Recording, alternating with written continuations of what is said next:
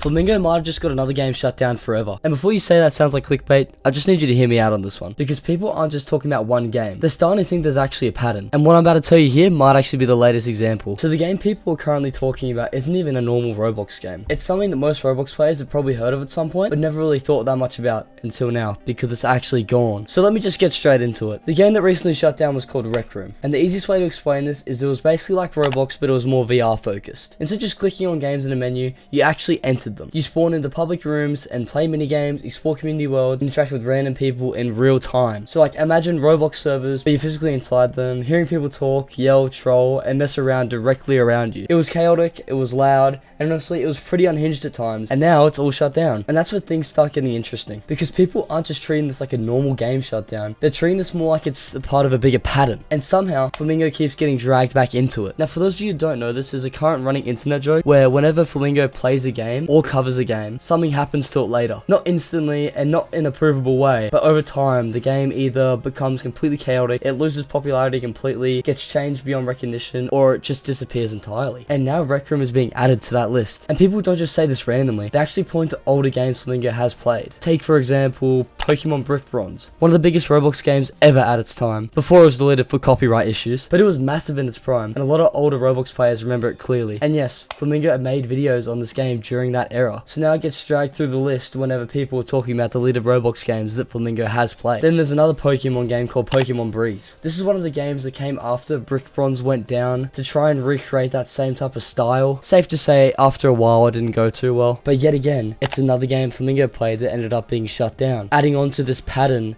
into the list of games the Flamingos play that have been shut down. Then you've got Island Life Paradise. This one is remembered mostly for Flamingo's chaotic videos with admin commands. He basically would turn a normal server into complete chaos using admin commands like Thanos Snap, and at one point the game was everywhere in his content, and now it's mostly remembered as an old Flamingo era chaos game. And my final example of this is Life in Paradise, another classic. This was another one of those roleplay style Roblox games where Flamingo basically turned admin powers and turned the normal gameplay into something completely uncomfortable and chaotic. Some of his most rewatched trolling era videos came from games like this. And again, people aren't really talking about those games anymore. They just talk about the videos. You starting to notice the pattern here? If you line it up, it's Pokémon Brick Bronze, Pokémon Breeze, Island Life Paradise, Life in Paradise, and now Rec Room. It starts to feel like a timeline to people. And even though realistically it's just a mix of popular games and an old content era and games that just naturally failed or got removed for normal reasons, the internet doesn't care about that part. This has people thinking, why do people actually think this pattern exists? Well, the whole reason this Flamingo curse thing even exists is pretty simple. They're only remembering the ones that fit the story. So if a game gets popular, gets chaotic, or dies months later, people go, that counts. And if the game stays normal or is alive right now, nobody mentions it and people just forget about it. And another thing I've noticed about this theory, even though I find it very enjoyable and quite a fun little silly theory, is it has a really big survivorship bias. You only notice the examples that, fit the pattern. They ignore the hundreds that don't. But because realistically, Flamingo's played so many Roblox games over the years that some will be active and some will be dead and some will be forgotten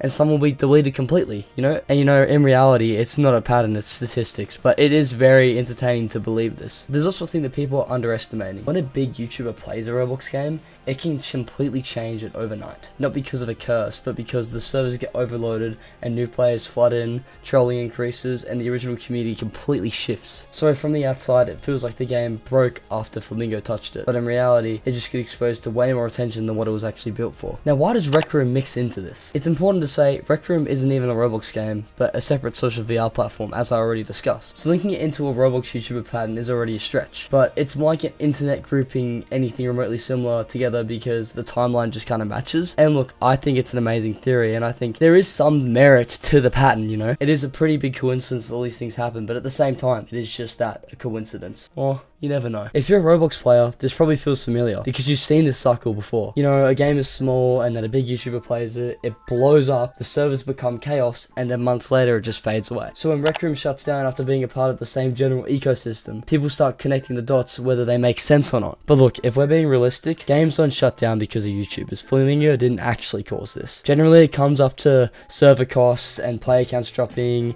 devs moving on, or competition from bigger platforms. Nothing mysterious or supernatural. Just a normal life cycle of a game. But the way I see it and a lot of other people see it is connecting the dots and making it seem like there's a timeline is way more entertaining. Because in that version, Flamingo pretty much just touches any game and it dies within months. Or it turns horrible or chaotic or something something. You know, servers start lagging, NPCs glitch out, and the dev team just quietly shuts everything down like they're done. So what's your honest opinion on this? Is this just the internet overthinking coincidences? Or do you think there's actually a weird pattern here that people keep noticing? Comment down your thoughts below, and also tell me what was one of the Roblox games that you remember dying or disappearing randomly when it was really popular. Because I feel like every Roblox player has at least one example of that. And now that Rec Room is gone, it makes you think whether it's the timing, the trends, or just the normal game life cycle. But it still gets added to the list anyways, which means the internet is left asking the same question again. What game is next? Because at this point, nothing feels permanent anymore. Anyways, if you enjoyed this video, don't forget to like and subscribe so I know you want to see more of this type of content. And before you leave, don't forget to click the video on the screen because that's the next video by me that YouTube thinks you'll like. Thanks so much for watching, and I'll see you all in the next one. See ya.